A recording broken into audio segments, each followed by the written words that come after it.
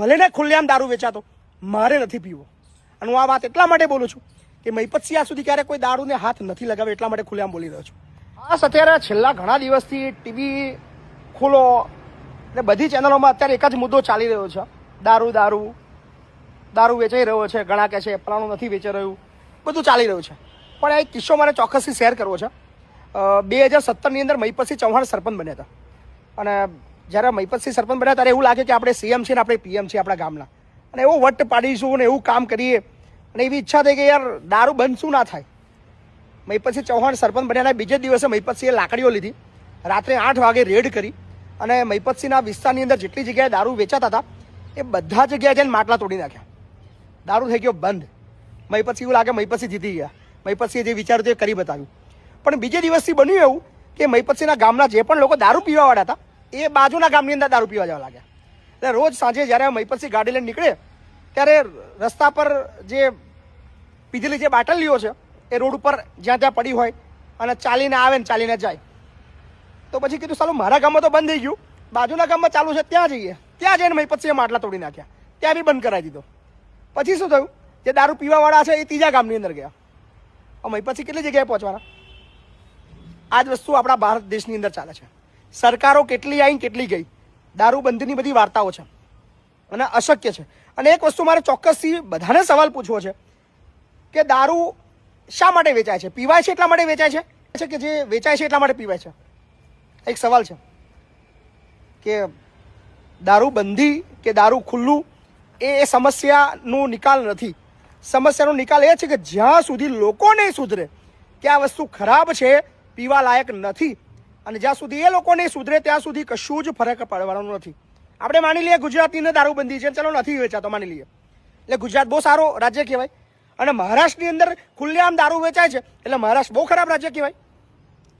બધું જ માનસિકતા પર ડિપેન્ડ કરે છે. માણસ જ્યાં સુધી નહીં સુધરે કે મારે આ વસ્તુને હાથ લગાવવો નથી, આનાથી કુટુંબો બરબાદ થઈ રહ્યા છે, લોકો જે નિરાધાર બની રહ્યા છે, કેટલાય જે કુટુંબો વેર વિખેર થઈ ગયા છે દારૂના લીધે, જ્યાં સુધી લોકો નહીં સુધરે ત્યાં સુધી કોઈના બાપની ઓકાત નથી. અત્યારે દારૂબંધીની બૂમો પાડવાવાળા લોકોને કદાચ સીએમ પીએમ બનાવી દઈએ અને એવી ખાણ ખાતા હોય કે હું દારૂબંધી કરાવી દઈશ, એ એમની ભૂલ છે. એટલે હું તો એક વસ્તુ સૂચન કરું છું, આ બધા મુદ્દાઓ મૂકીને પબ્લિકના જે અત્યારની જે કરંટ જિંદગી જીવવા માટેના મુદ્દા છે ને એના માટેની રાજનીતિ કરો, મહેરબાની કરો. દારૂબંધી કરવાથી કે દારૂ ખુલ્લું કરી દેવાથી કોઈ ફરક પડવાનો નથી.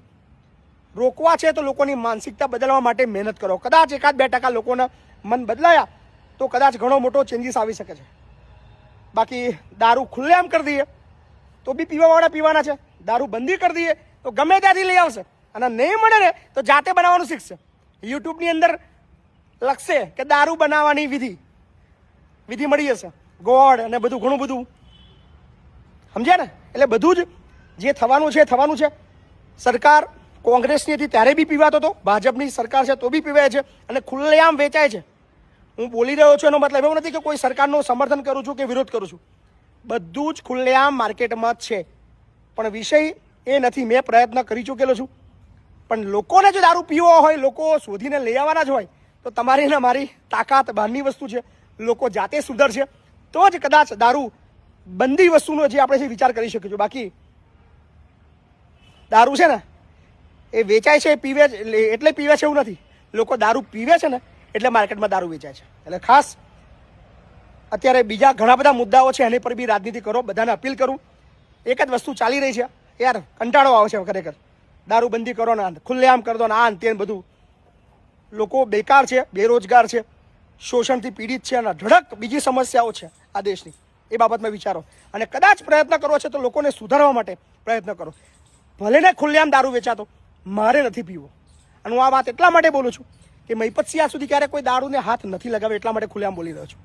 એટલે લોકોને સુધારવા માટે પ્રયત્ન કરો. બાકી સમજો છો બધા. Thank you.